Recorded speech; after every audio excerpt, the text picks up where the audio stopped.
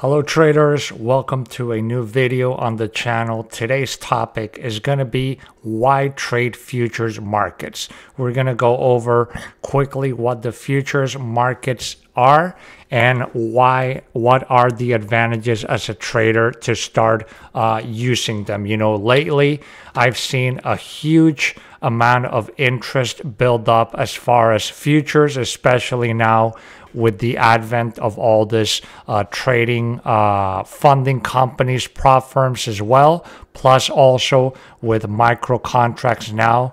Futures are much more accessible to everyday traders, retail traders. And so I'm going to show you the reasons why I love this market. And I think there is no better market to day trade than futures. So first, let's start off with an introduction to the definitions.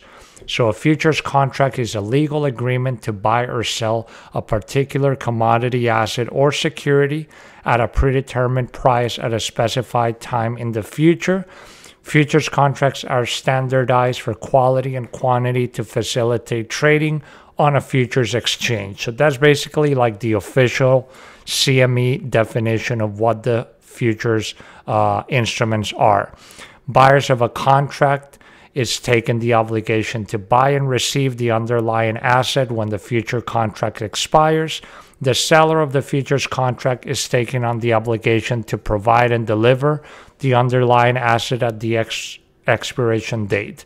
Settlement can be financially settled, such as, for example, like index futures, or physically settled, such as like commodities, for example, like oil, gold, etc.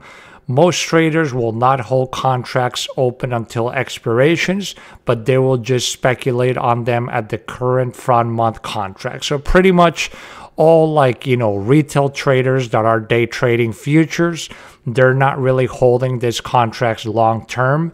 You're just speculating on the daily price movements of the current front contract for that market. The SP 500, for example, is valued at 50 times the value of the index when the contract expires. So at the time of this recording, the S&P index is at 5,293. So that means that the value of one E-mini is 264,650, because basically you take 50 times what the current price is, and that gives you the value of one mini contract. So as you can tell, and we're going to talk about later, futures are highly leveraged products, and that's one of the great advantages of them as well. Micros are valued at 1/10 the size of minis, so $5, so that will be a value of $26,465 per contract of micro. Okay, so the CME Group, the Chicago Mercantile Exchange, is the world's leading and most diverse derivatives marketplace. It's made up of 4 exchanges: CME, the CBOT, the Chicago Board of Trade, New York Mercantile Exchange, and the COMEX, the Commodity and Options Mercantile Exchange. Each exchange offers a wide range of global benchmarks across all major asset classes. So with futures, you pretty much have almost any market that you can imagine that is traded on, Forex, CFDs, stocks, ETFs, etc. There's probably going to be a futures counterpart. So you have commodity futures like crude oil, natural gas, corn, wheat, stock indices such as the S&P and the NASDAQ 100, currency futures like the euro and the pound, precious metals like gold, silver, U.S. treasuries for like bonds, other products, and now the latest are cryptocurrencies, which there's currently Bitcoin and Ethereum futures.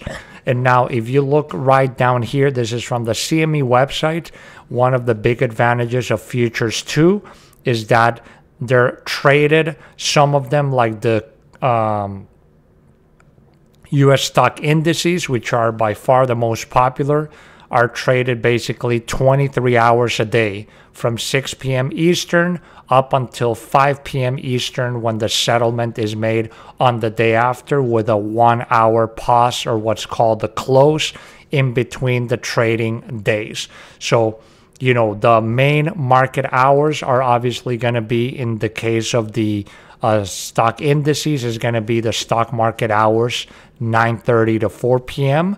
But you can trade the extended hours, the Globex session, etc. So you have pretty much 23 hours a day in many of these instruments. Now, the big change that came around in the futures market that really switched up the game and even the playing field for a lot of traders was the introduction of micros.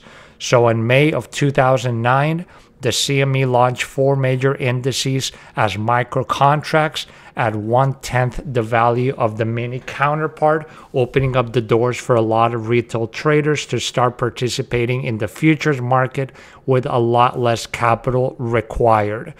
Since the micro markets came out,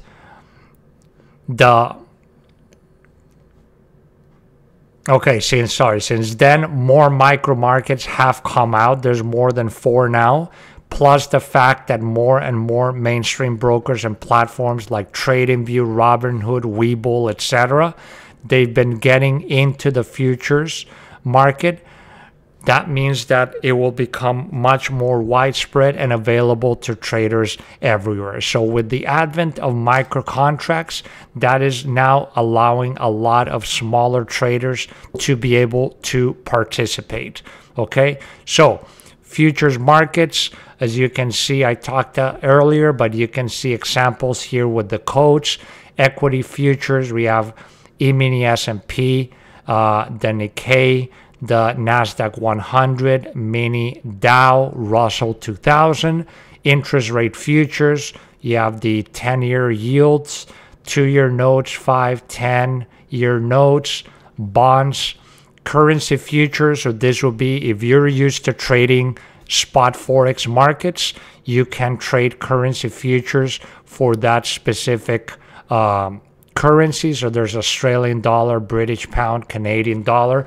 So obviously there is a lot more volumes in the spot forex market, but it is a decentralized market. A lot of it is OTC, over the counter. So with the futures, you are going to have actually a centralized exchange where you can have very accurate volume data on this. So you can use a lot of order flow tools like the DOM, footprint charts, delta, etc., which are things that you can't really apply when it comes to like spot forex markets, for example. And then you have agricultural futures as well. Energy futures, crude oil, natural gas, etc., metal, gold, silver, copper, platinum, etc., plus micro futures. Again, you have the SP 500, Dow Jones, NASDAQ, Russell, and now we have micro gold, micro Australian dollar, USD, Euro USD, USD Gen, crude oil, and micro Bitcoin and Ethereum. So just a lot of markets available. Now, how do we write, or what's the meaning of the future symbols when you look at the charts? So for example, up here, we have the current contract for the E-mini S&P 500 market is the ESM 2024. So what does this mean? Well, the first part, ES, is the symbol for the mini S&P index. Then in this case, this should say an M. The M in this case is going to be for the June contract. And then in this case, 2024 will be the expiration on 2024. Okay, equity index futures expire every trimester, and every month, as you can see here, has a specific letter that is going to be the one that is going to be used in between the instrument code and the year. Then, for example, here, 6EJ 2024. So 6E is the symbol for the mini euro dollar futures. J would be June in 2024. And then here, MBTCJ 2024. MBTC is micro Bitcoin futures. J is June, and then the year 2024. And currency and crypto futures are going to expire monthly. So you're going to see a new letter for each one as the front contract every month. The equity index futures expire every trimester. So if we go, for example, quickly on TradingView here, and we go to look for a market here, I highlighted futures. Let's put NK, which is the symbol for NASDAQ. If I bring down this option, you can see first we have NK1 exclamation. This is the, I always like to use this ones, which are what's called the continuous contract. So every trimester when one contract expires, this is simply going to make one continuous chart of the different trimesters, all one next to each other. But then you can see here's the current front month contract, NQM 2024. So that's June 2024 expiration. Then we have the September coming next, December, March of next year, etc. But the current contract here, June 2024, this is going to be where the bulk of the trading volume is for this market. And here, let's say if I go into a daily chart on the NQ continuous, and I go here into events, and I put continuous contract switch, you can see how we get these little markings. These little markings are indicating where the contracts are going to be rolling over into the next one. So right here, we went from the December 22 contract into the March 2023.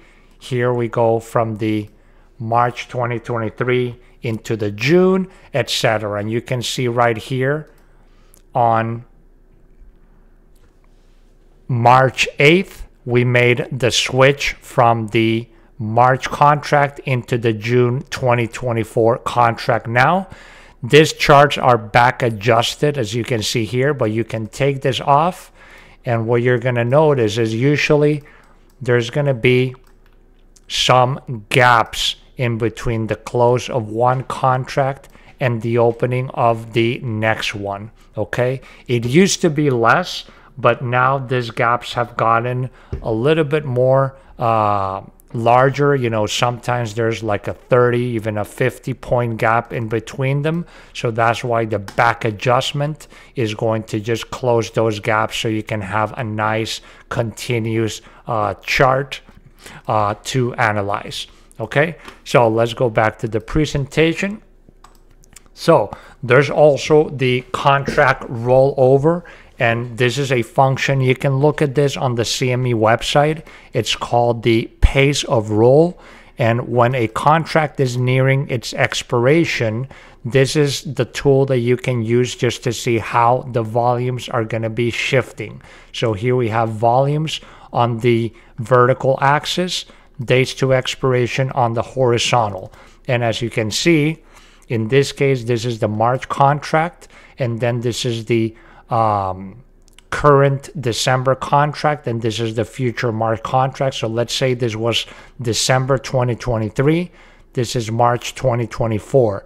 As the days progress and we're nearing expiration, volumes on the December are going to start going down because traders are going to start switching into the March contract. And usually by the time that you're about like 5 days away from expiration, that is or well, in this case this is like 4, but yeah, when you're like around 5 or 4 days into expiration, the next contract, in this case March, is going to start taking over. And once the volumes go like over about 80%, then pretty much everyone is going to be almost switching into the front contract coming up. Like I said, almost no one is going to hold a futures contract all the way until it expires. You're simply going to start trading the next contract up front. And if you're just trading a continuous contract like I showed you on TradingView, then it's just going to automatically roll over into the next one. Now, one of the things that is a little bit intimidating for some people with futures is they think, you know, you need a lot of paperwork and a lot of things in order to get started. So day trading futures nowadays does not require a lot of capital or complicated paperwork. The process is pretty straightforward. Also, like most other markets, you can demo trade. You just need to have a trading platform and either pay for live market data, or you can even use a 10-minute delayed data to practice as well, and you don't have to pay any data fees for that. And you can practice in simulation without risking any real money. Okay, but the basics that you're going to need to trade futures are, first, obviously a trading platform. You know, there's many out there: Sierra Chart, Ninja, Jigsaw, MotiveWave, TradingView, even some brokers, like for example, Tradeovate and EdgeClear, have their own online proprietary platforms that you can use for free. Next thing you're going to need is an introductory broker, or what's called an IB. So these are companies like Tradeovate, EdgeClear, Ninja, AMP, Stage 5s, Interactive Brokers, etc.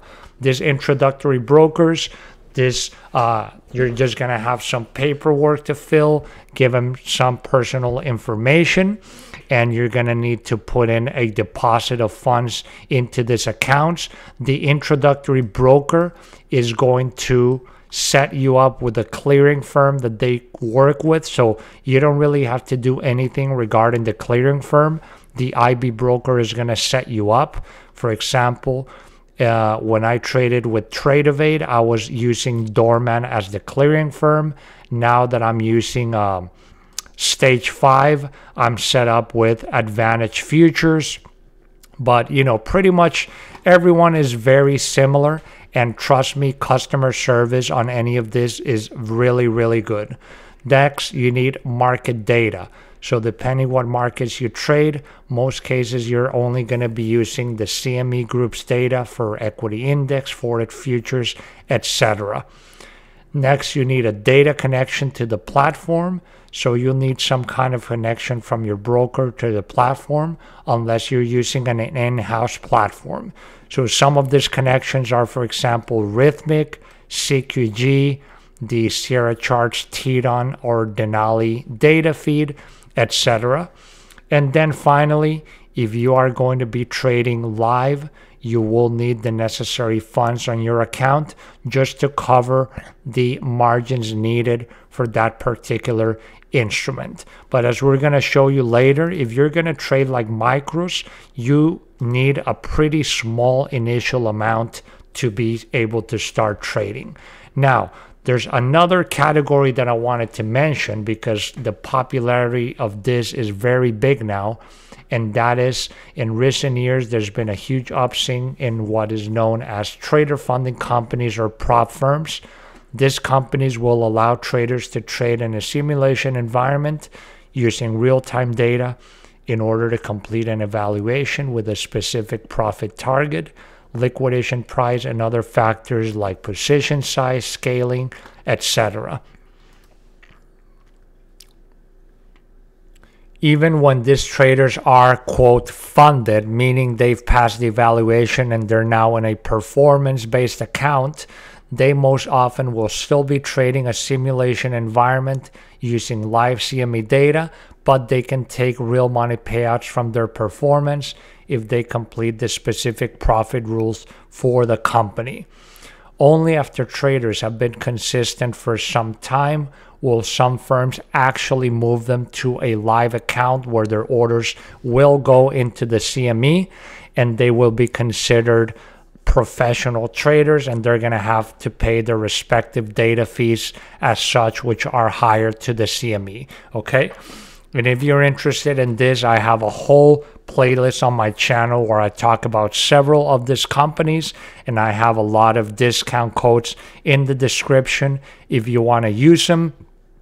I think these companies bridge a good area in trading in between. They're sort of an in-between pure simulation and live money, because you're not really risking, a lot of your own real funds, but at the same time, there's an incentive because you are trading demo accounts, but you have the potential to actually make money from them.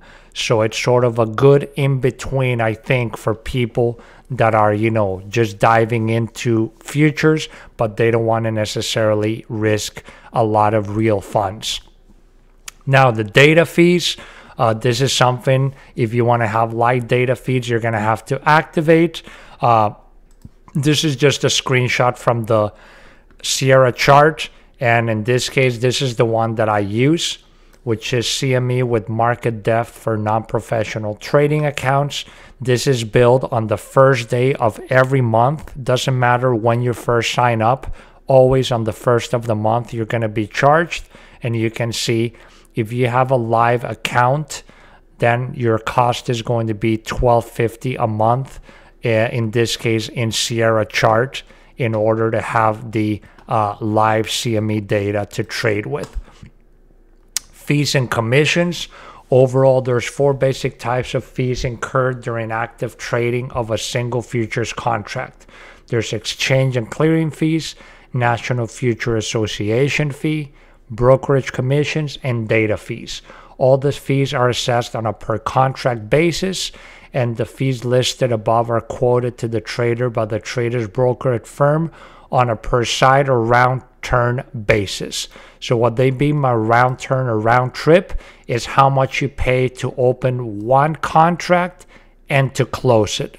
Each one of this is a side, so one side is to open, one side is to close, or if you take them together, that's what's called a round turn, okay? Futures brokerage firms currently offer a round turn pricing module, and that's going to include all the commissions in. So, all these fees and commissions is very transparent and straightforward. You're going to know ahead of time exactly how much you are going to be paying. And here's an example of, a company's round trip commissions for different symbols. So let's say you're trading the NASDAQ E-mini, you're going to be paying $4.26 per contract in commissions and fees. So that means, let's say you make a trade and you make $100 profit. Well, once you close the contract, you made $100, but in reality, you're taking away the commissions. So your profits are going to be $95.74. And then you can see on the micro commissions are not proportional to the minis, in the sense that even though a micro contract is 1/10 the value of the mini, the commissions you can see are just about 4 times less. So the commissions on micros proportionally are a little bit more expensive than the minis. And then margins. So margins is the amount of capital required to enter into a position. That's the initial margin requirement. In futures, it represents a fraction of the total value of the contract. Often it is 3 to 12%. So this makes futures leveraged, since you can establish a large position size with a relatively small amount of capital. But this will also magnify the wins and the losses. This is an example. I believe this is from EdgeClear, and this is the costs of their margins.